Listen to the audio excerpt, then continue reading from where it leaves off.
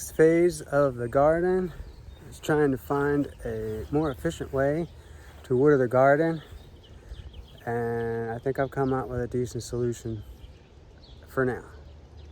We'll see. I'll show you what it looks like. So I was running the garden hose all the way up to the house, coming down, as you can see, which is still that way.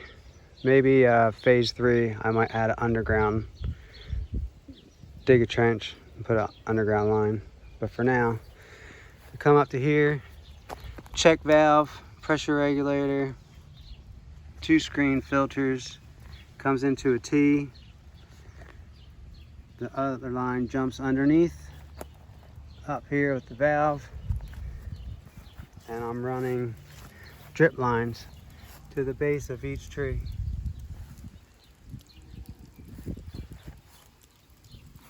And I'll put water right where it needs it.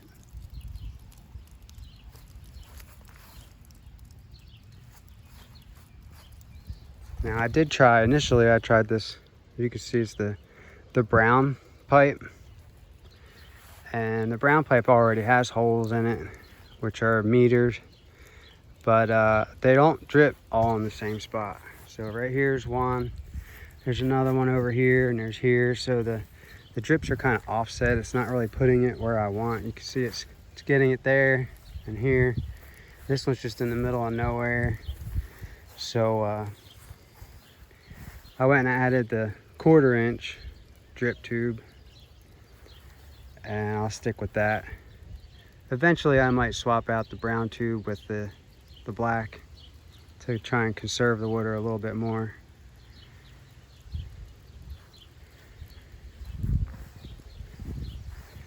So then what we do is we can turn this valve off, turn this one on, and start feeding the garden.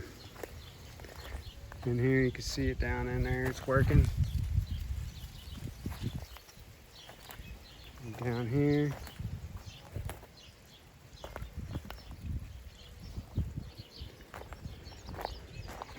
And over here. They do need to be, every time you put another one on the line, it takes away from the pressure. So they have to be adjusted. Once you figure out how many you want and the spacing, you have to go through and adjust all the little caps. So in this box it's 4x4, and I'm going to wind up having 4 of them. So 1 for every 2 square feet.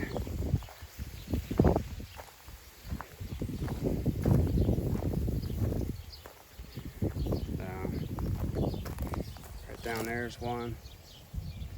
I went with these taller ones. These taller ones were working good.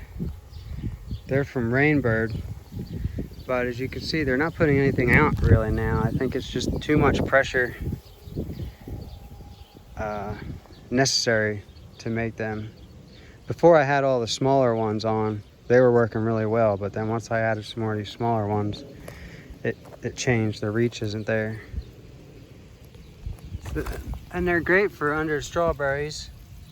They don't splash.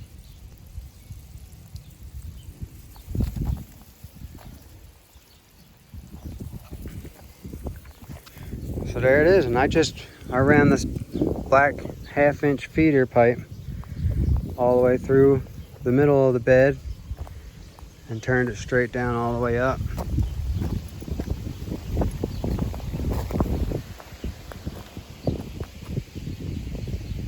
They're doing the job. So yeah.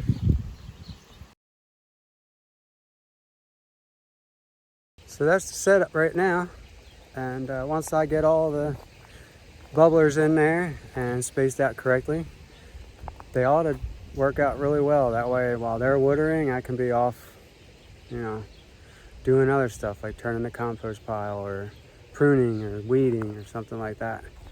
I think that's a good solution in the meantime.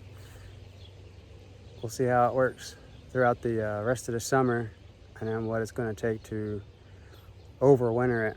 If I can just leave it out, or I'll probably just pack it up, roll it up, put it in a container, and store it for the next season. Thanks for watching.